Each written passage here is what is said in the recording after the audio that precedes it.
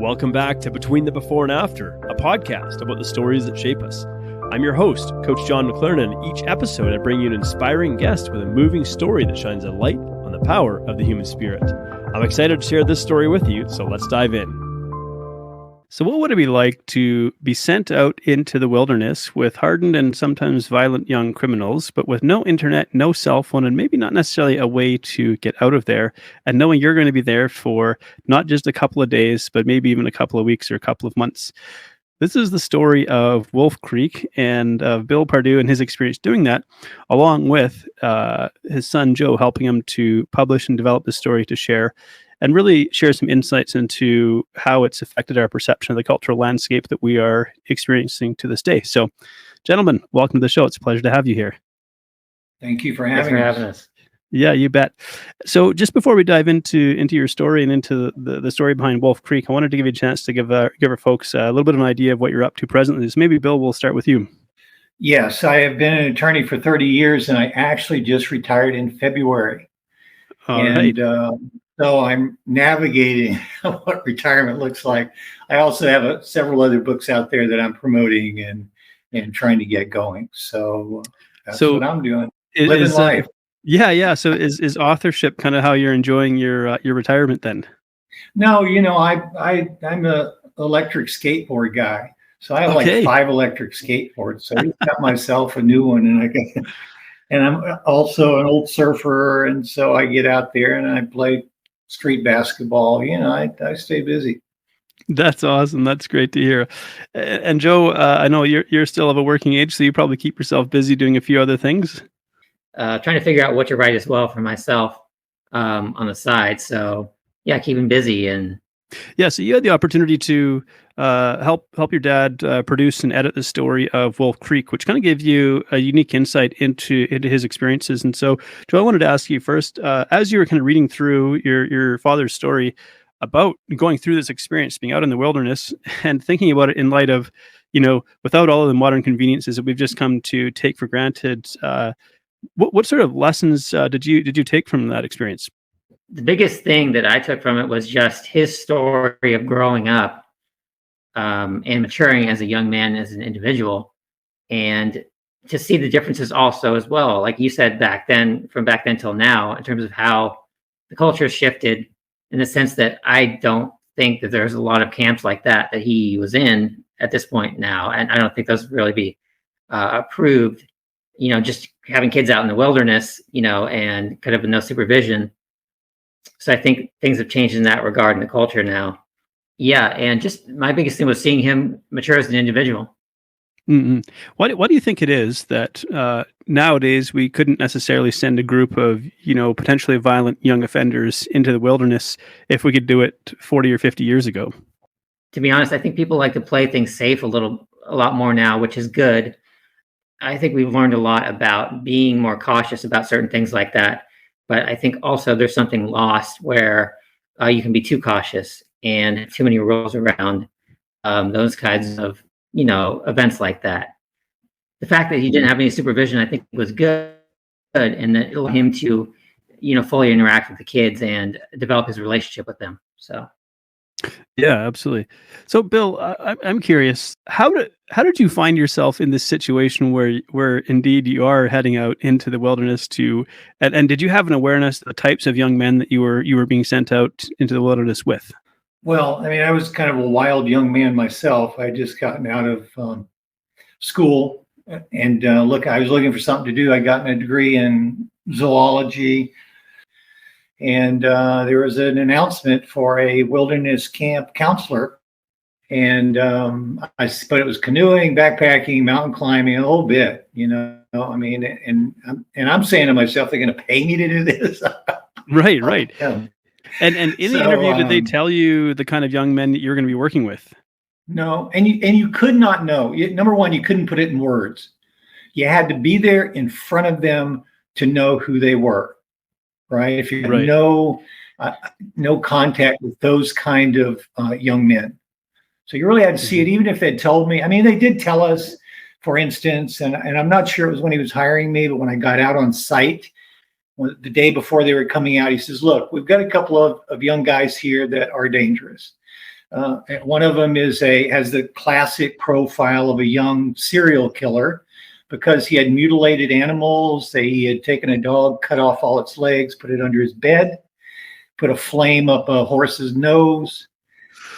And so they said, you really have to be careful about this guy. And he was one of the sweetest looking guys out there, kids, First night he was at camp, if you know what a bow saw is, it's a big metal saw and then it's got a big cutter. He was putting it in the campfire because that's all we had out there. He took it out and he went over and put it on the back of one of the other campers. To burn them. Just because he didn't want it. Left a big old scar on his back. Yeah. Oh, so I mean, I wonder, like, what runs through your head? So you're out at this site, so you get one day to sort of familiarize yourself with this wilderness site, and then the guy says, "Oh, by the way, one of the young men coming out here fits the profile of a serial killer." What runs through your mind when you hear a statement like that? Well, what do you do? I mean, I hitchhiked out there, 400 miles to get to this place, so I had no way out. So you're stuck. You either do it or you hitchhike back out and you forget about it. But I had lived this was my adventure into manhood. This was me growing up. And when Joe says he read the book and what he read in that was me growing up, I thought about that. And I've always said in these interviews, these boys gave me more than I gave them. And what they gave me was manhood. I was forced to grow up out in those woods and take responsibility for everything that was happening and be a kind of a classic, this is what you should be kind of a person, right, to them. Yeah. So what's fascinating about this, because I feel like there's some aspects of masculinity that are kind of lost in our culture. So I've had the privilege of traveling to a number of countries around the world and experiencing different cultures and living in multiple different countries where they do create a clear delineation between masculinity and femininity and manhood and womanhood and so on. And they even have cultural rituals that guide people into the transition into manhood and into womanhood. And we don't really have a rite of passage like that that exists in our society, especially today. And so, Joe, I was wondering again, as you were kind of going through and looking at the story and maybe looking through the lens of your experience in this modern world, do you feel like we've lost something, or maybe how do you feel about the thought of having some kind of ritual or transition into manhood, and would it be a positive thing to have as a part of our cultural fabric? I definitely think so. And going back to what I had mentioned before about us being more cautious culturally now, as opposed to, let's say, the 70s, I think that's a bad thing in the sense that I think that young men need to experience some sort of danger to grow, to go through, to risk things, I guess. You put it that way. Even to go through some sort of trauma and difficult situations in order to grow. And I think we're kind of maybe afraid of certain difficult situations now, or, we kind of pull back from that because we think, oh, this is kind of scary or this is not appropriate. But I think young men should go through some sort of trauma or some sort of difficulty in order to grow. Right. And that's a really fascinating, I think, perception or perspective, to your point. I went through a seriously traumatic experience where I was nearly murdered. Not to make this about my own story, but just to put that in light of what you shared there. Going through that experience is not something I would ask to go through, not something I would wish to go through, and maybe not something I would want others to go through. However, that became one of the most foundational experiences in my life where I was forced to grow and to mature. And it wasn't an overnight process. It was a multi-year process of trying to deal with and wrestle with and grapple with not only what had happened to me, but who I'd become as a result of what had happened to me. And so, I wonder if, hearing something like that being expressed, I wonder how that might be received in today's culture, where maybe there is a perception that we're, kind of like helicoptering and bubble wrapping things a little bit too much, because there's aspects of masculinity that are wired for experiencing danger. And I have a young son. He's 2 years old, and we play fight, and I toss him around. I let him win sometimes but the point being, I'm giving him a chance to sort of experience, masculinity and learn how to deal with that. Joel, I'll direct this to you first. Why do you feel it is that maybe masculinity is being want to say torn down. It seems a little bit too dramatic, but really being opposed in today's modern society. There's been a loss of concern for men and men's rights to the point of where even nowadays, certain things that men go through, you'll be kind of met with, what challenges do men really face because men are privileged, right? Mm-hmm, mm-hmm. Men have that privilege, and so what problems do you really have? I think that's typically what you get with now. Right, and I think one of the interesting things that we observe, like that we lose sight of, is that men are significantly more likely to die in a work-related accident. Men are more significantly likely to commit suicide. Men are more significantly likely to be injured or maimed in workplace accidents as well.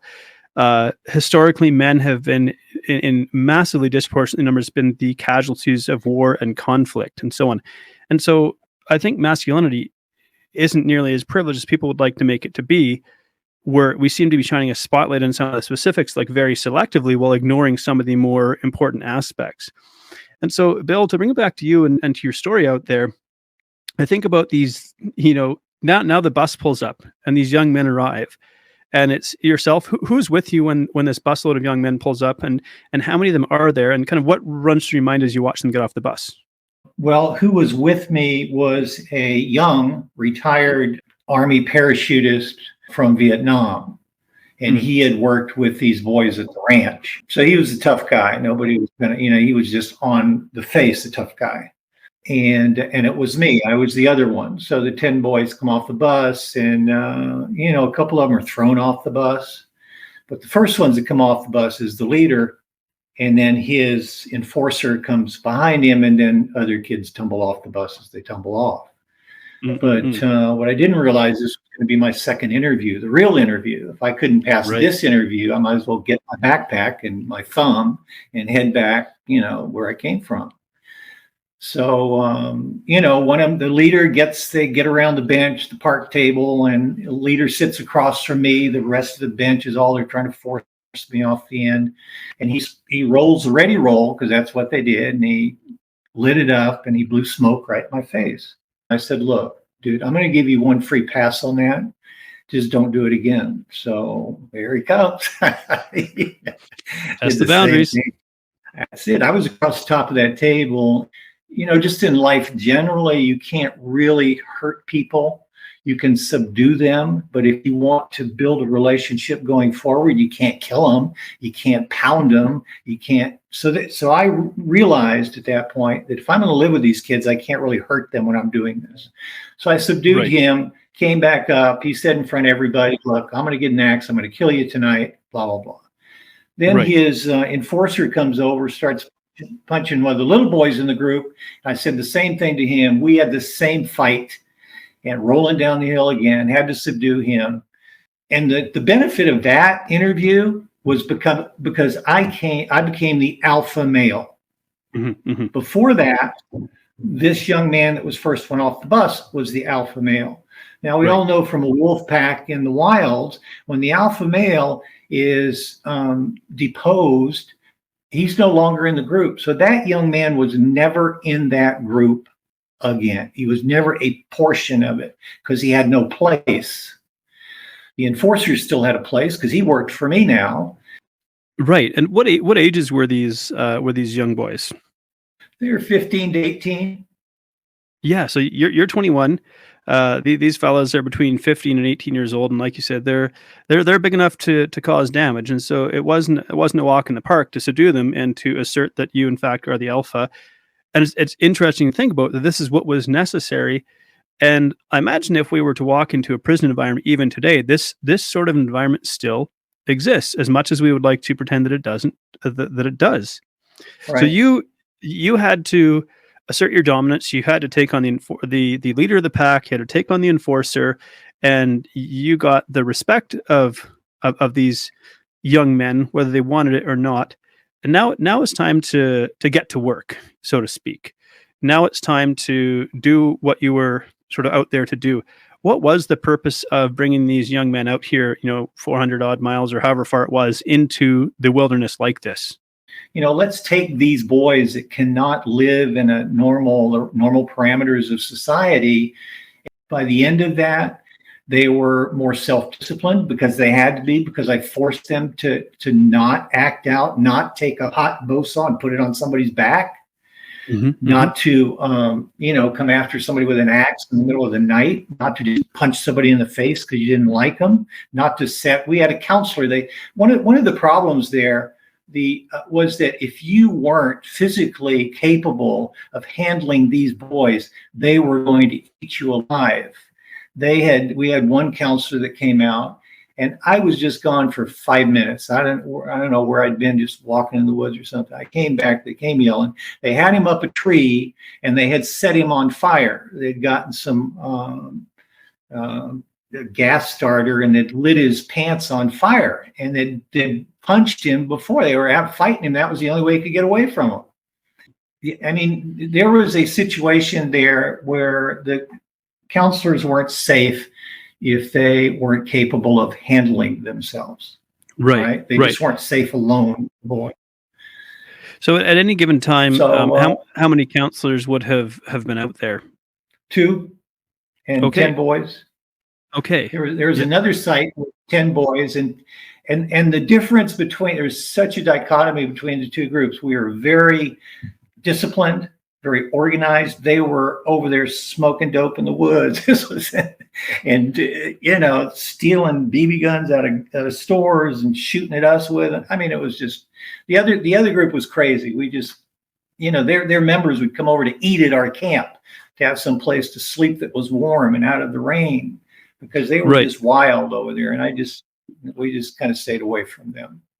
Right. Because you mentioned that coming off at the time when they were coming off the bus, that it was yourself and this other sort of ex-paratrooper who had been in the Vietnam War. Did he switch out with somebody else? Is that what took place? Right. Yeah, we would try to switch out like I think I only had 2 weeks off in a year and 15 months. Right. Because you were kind of out there like an enforcer as well. You'd establish yourself as a leader of this group, and so it was necessary. How many of these camps were there at this time that were doing this sort of thing where you send these young men into the wilderness to try to help them change? I think this was the first one ever. Okay. And then sometime during that time, another camp was established not so far from where you were. Is that right? Well, we established those 2 camps ours started first. And then they had theirs over there. But in terms of other agencies or other organizations doing that, this was the first attempt at wilderness camping and rehabilitation. Mm-hmm. They wanted to see how it worked. So, Joe, I'm kind of curious, as you hear about some of these experiences that your dad had gone through and some of the others had gone through, if you were offered an opportunity to go and do something like this, what would run through your mind? I think I would do it. I was going to say, what prompts that? When you say, hey, I think I might put up my hand for something like this, as difficult as it sounds. Because again, it's the difficulty that would entice me to do it, as well as again the danger and the challenge of it, which again provides an opportunity for growth. I think as a person in general and as a man too. So right, yeah. And so I'm curious. Thinking that maybe these sorts of opportunities don't necessarily present themselves to you, but you mentioned, opportunities for growth, putting ourselves in dangerous or challenging situations. How do you do that for yourself? What do you look for in terms of opportunities to maybe put yourself in a situation where you can maybe be in some sort of relative danger to experience growth? I mean, well, one of the things I did a couple of years ago was I went up to the protests that were happening in the U.S. with the after George Floyd had been killed. Went up to Portland for those protests, and part of the reason was I wanted to be there to support, the cause and stuff like that. But also I wanted to be there for that experience of being in the middle of all that action, and and all that excitement. And I think the danger of being in that environment enticed me to be in it. And I think having experienced that, you're able to, being on the edge helps you be less afraid in other situations in your life. Because now you've been through that, and now okay, well, I can go through something else. You're not as afraid anymore of anything else that might happen to you. So you mentioned going and being present at these protests. Do you feel like there's a tipping point with these protests? Because perhaps they are a necessary protest to communicate a necessary change in the cultural landscape. But is there a tipping point where the protests go from being, voices being heard in a very strong way to now they're just wanton destruction, and they're no longer a productive protest, and that there are people who are taking advantage of the situation just to simply cause destruction and mayhem. Oh yeah, I saw that when I was there. I mean, so maybe I would say 98, 99, 98% of the people who were there were peacefully protesting. And then only two people that were there, while I was there, actually started trouble. Two people out of a crowd of maybe, I don't know, 500 people. But everybody else was just peaceful. So It was the majority who were, doing the right thing, and it's just the outliers who were causing the chaos. I don't recall. I don't really watch the news, and so I can't say that I know much about it. It's more like I heard things sort of via word of mouth. So I guess being up in Canada, I mean, it sort of got onto our radar, I guess, but it wasn't quite as probably prominent as it would have been south of the border. But it does seem like there was like looting and buildings being set on fire and vehicles being set on fire and so on and so forth. And so I don't know if you happen to witness any of this sort of behavior during the time you were at the protest, or was this happening in other areas? No, I witnessed it. Well, I didn't witness buildings being set on fire, but I was there in August of 2020 for a weekend. And so the first night I was out there, we marched to a police station in, I think it was West Portland. And there was, like I said, a huge crowd of people there, maybe 500. And there was one individual. There were two individuals who were causing trouble. There was one who spray painted something on the side of a building, and the other one who, the police precinct building, and the other one who started a fire in a trash can in front of the building. But nobody actually tried to set the building on fire. And that was, again, two people out of a massive crowd. So it was a couple troublemakers. Right. Yeah. And so it seems like you were able to experience what might be genuinely productive protest versus just sort of wanton destruction. So, Bill, going back to you in the story of Wolf Creek here, where you said you spent about 15 months out there, and was all 15 months with the same group, or were there different groups that cycled in and out? And if so, what was sort of the interval? No, same boys. There was one boy that came in a little bit later, and he was a terror. And everybody hated him. We heard all the stories about him before he came in. But yeah, no, it was the same group of boys. And so I imagine that when you spend that much time together in an environment where you're, in a sense, forced to rely on each other for survival and functioning, that both you and those boys would experience tremendous maturation and growth. And so I wonder, you mentioned earlier on that you felt like they gave more to you than you gave to them. But what sort of growth did you witness in them? And do you know, were they able to become productive members of society? And had you stayed in touch with any of them following that sort of life-changing experience? Well, first, just quickly to address what they did for me, they made me into a man. They forced me to be a man. And what I did for them was I forced them to take stock of themselves and be disciplined, because these were emotionally disturbed, delinquent teenagers. Emotionally disturbed means they could not control their emotions. They very few of them had even been to school, because you couldn't keep them in a classroom. They'd pick up a desk, throw it at the teacher. So they were just wild guys. And I taught them discipline, if nothing else. I taught them discipline, and that's what they really needed in their lives, because it was their unchecked emotions that got them into trouble, that had them hurting people, hurting themselves, hurting other people. And they didn't know how to do that. They'd never had that opportunity to do it. And now in the woods, so this is the setting, because you couldn't keep them around. I mean, anytime we were in a campsite, there were other people, there were problems. This one young man we were talking about before had broken into a campsite, cut through the back of the tent, found the dolls and the woman's underwear in there. He put peanut butter all over that, put a knife up between the legs of the doll, and then he was hiding out in the woods. We had to go find him. The cops came to us, wanted to know what happened. We really didn't know. But those things, I mean, they just came up, and you just... from my perspective, I just had to show them what discipline looked like. And I had to rediscipline myself to grow up, to be more responsible, because all of a sudden I was in charge of these kids. And they needed me. They needed me to keep them safe from each other and on the path to some sort of personal development, and they did that. When you have a young man who does something like you described, who finds his way through the woods to some other people who are trying to camp out in this wilderness, who have nothing to do with sort of these juvenile offenders and whatnot, and they do something that's probably very off-putting. You can just imagine, like, a knife being left in a doll and things like that. The sort of acts that you described there. What kind of conversation do you have with that young man? And I wonder, what's the capacity for rehabilitation in someone who conducts himself in this way?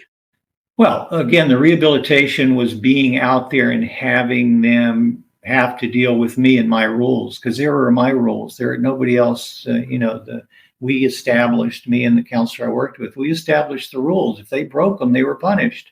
And there was a point where we got them organized enough where we could take them into town to the skating rink or to a movie.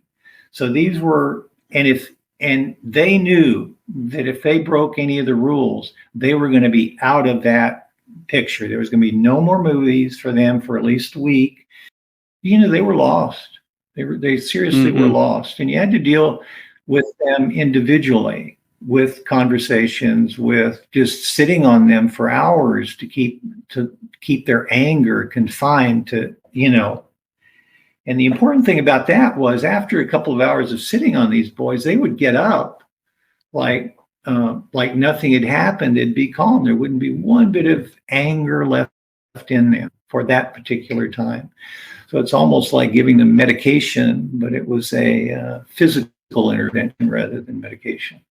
And that's a really interesting point, just with regards to the medication aspect of it.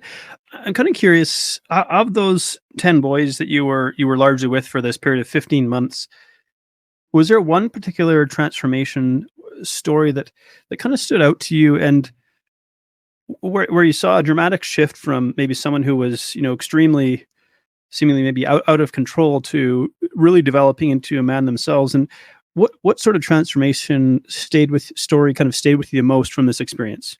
Well, it would be, number one, probably the enforcer. He and I got to be really close, and I relied on him heavily to help me deal with the boys. And I could see him grow. I could see him grow right before my eyes. Any kind of a dangerous situation that we got into, I could always rely on Roy to be there at my side and to help me, because he was a strong guy.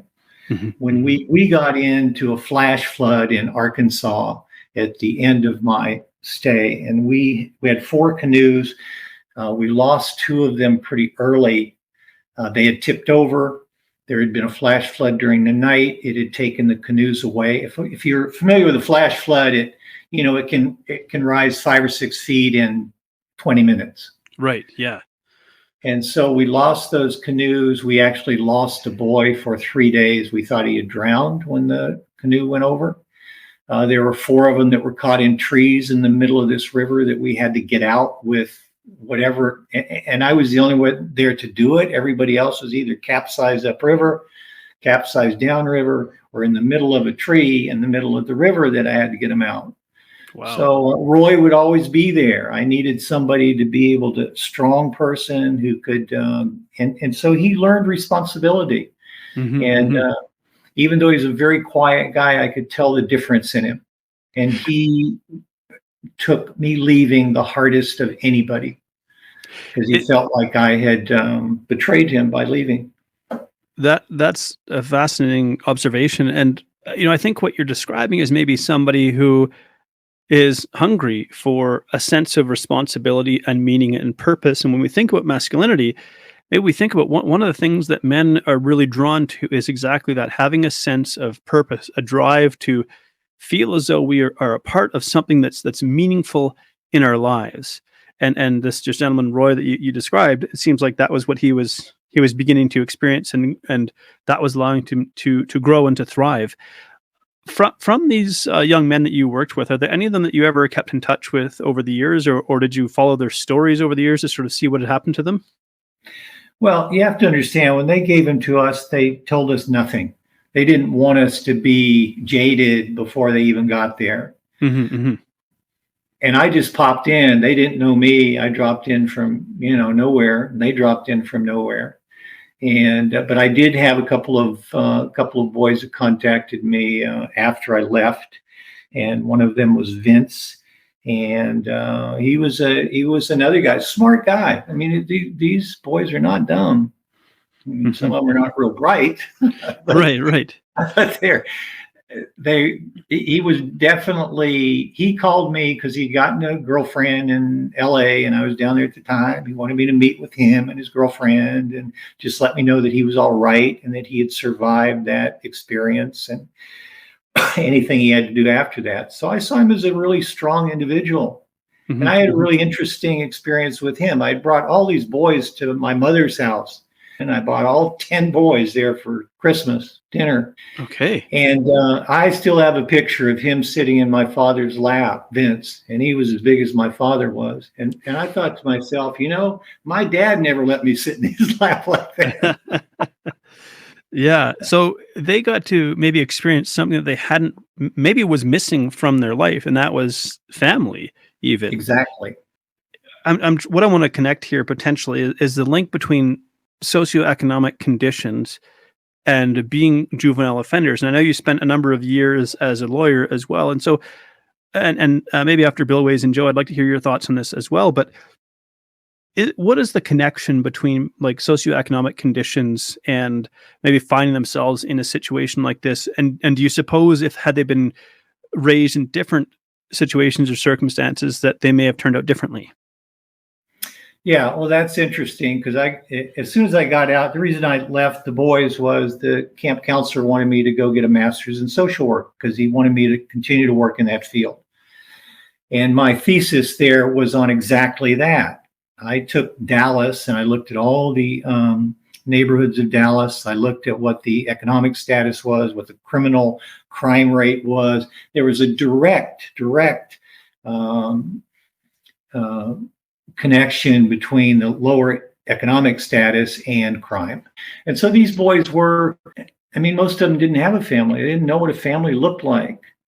We had to make our own family out there, and whatever family we made out there was the best family they had ever had.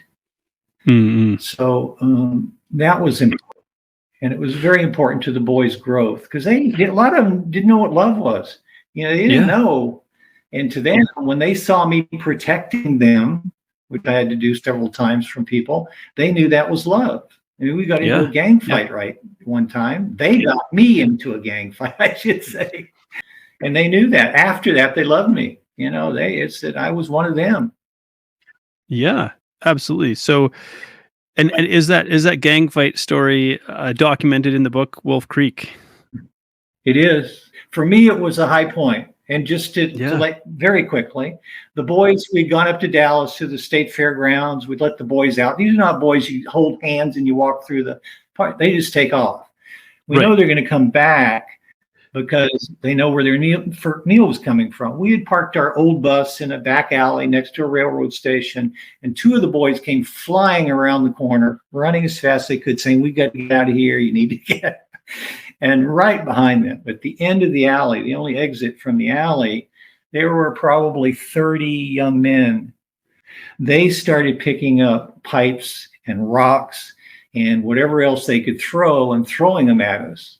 And I was standing between the boys and the bus. I was in the middle, and then the other group was on the other side by myself. And just because I was kind of a crazy guy at that time.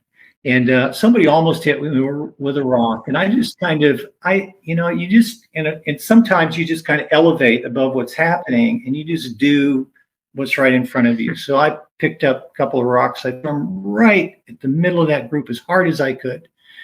And I ran full speed. I had no idea where the boys were behind me. And I had no idea what I was going to do when I ran in the middle of this group. Luckily, within 5 seconds, they all disappeared. They just took off like the devil himself was after them.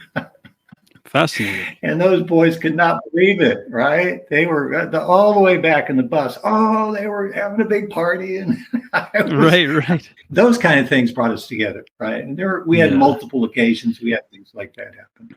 Mm-mm. Well, I mean, it sounds like Wolf Creek is probably filled with many sort of fascinating and touching and heartwarming, even challenging and difficult stories to read as well. And just as we come to the close of this interview, and I'm certain that there will be many people hearing this who would be interested in learning more about the stories that are in there. And so we want to save some things for the book. But for those who might be listening to this conversation and they hear about your experience doing something like this, they hear about, maybe you saw the humanity in these young men where others would just see like maybe a wild subhuman creature. And I'll get Joe and Bill, I'll give you both an opportunity to share here. Maybe we'll start with Joe. For those who would listen to this conversation today, if you could have them take something away from this conversation, what would you hope that they would gain from listening to this? Well, by reading the story, I would hope they would gain an understanding of what young men experience, and universally across any time period, not just now, but back then, past, present, or future. I think that's the value that can be gained by anybody from reading that book, to get a better understanding of the male experience, particularly young men. Mm-hmm, mm-hmm. And Bill, what do you hope that people would take away from hearing about these stories and this conversation we've had today? Well, you just have to respect everybody, right? And respect their right to have a good life. These boys, 90% of the population never had or could imagine the kind of lives they had. And you just have to have mutual respect. I see people going around all the time doing this now, right? Most people don't know what that means. But what it means is that I recognize the divine spirit within you. Mm-hmm. And that's what I'd like for people to take away. We all have that in us, no matter who we are, what place. We've had different, experiences that either hurt us or helped us. But everybody has that spirit of divinity, and everybody has potential. Everybody. Mm-hmm. But if you don't allow them to have it, if you throw them in jail their whole lives, or if you're beating on them their whole lives, that gets them nowhere. They need to have a safe passage. Everybody has a right to a safe passage.